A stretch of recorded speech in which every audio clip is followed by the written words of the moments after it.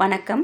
ராம்நாத் கிச்சனில் இன்றைக்கி முருகப்பெருமானுக்குடைய பிரசாதம் தான் செய்ய போகிறோம். திரும்பவும் மிளகோரை தான் நான் பண்ணியிருக்கேன். முருகப்பெருமானினுடைய 4வது முகத்துக்கு பேர் என்னென்னா அகோரம் அப்படின்னு பேர். அதுக்கு அர்த்தம் என்னென்னா சூரபத்மனை வதம் செய்ய வேல் ஏந்திய முகம். இப்போது அந்த முகத்துக்குரிய சாதம் பார்க்கலாமா? வழக்கம் போல் ஒரு கடாய் காய வச்சுருக்கேன். கொஞ்சமாக நெய் சேர்த்துருக்கேன். எண்ணெயும் நெய்யும் கலந்து காய வச்சுருக்கேன். காஞ்சதுக்கப்புறமா கொஞ்சமாக உளுந்து கடலைப்பருப்பு செவந்ததுக்கு அப்புறமா கடுகுளுந்து வெடிக்கட்டும்.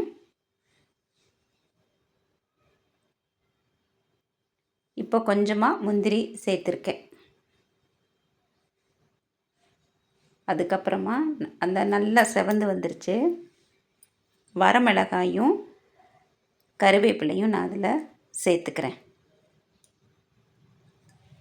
சேர்த்துட்டு ஸ்டவ்வை நான் நல்லா ஆஃப் பண்ணிட்டேன். ஒரு நிமிஷம் நல்லா ஃபுல்லில் வச்சுட்டு ஆஃப் பண்ணிட்டேன்.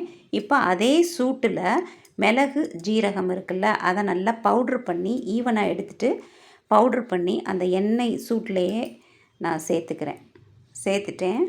ஃபுல்லில் வச்சா கருகிரும், நல்லா இருக்காது.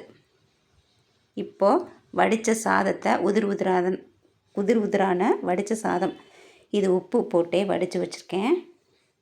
கலந்து கொடுத்துடலாம். நான் ஏற்கனவே உப்பு சேர்த்துட்டேன். சாதம் வேகும்போதே சாதத்தில் தேவையான அளவு உப்பு சேர்த்துட்டதுனால நான் சேர்க்கலை. நல்லா கலந்து கொடுத்துட்டா 4ஆம் முகத்துக்கான சாதம் ரெடி ஆயிருச்சு. இது நான் போன வீடியோலலாம் சொன்னது தான். நம்மளோட விருப்பம்தான்.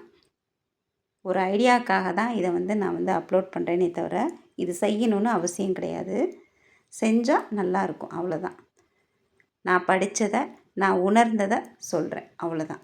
திரும்பவும் முடிஞ்சது அப்படின்னா சந்திக்கலாம். வேல்வேல் முருகா, வெற்றிவேல் முருகனுக்கு அரோகரா. பங்குனி உத்திரத்தில் முருகப்பெருமானுக்கு நம்மளால் முடிஞ்சதை கொடுத்து வணங்குவோம். தேங்க்யூ.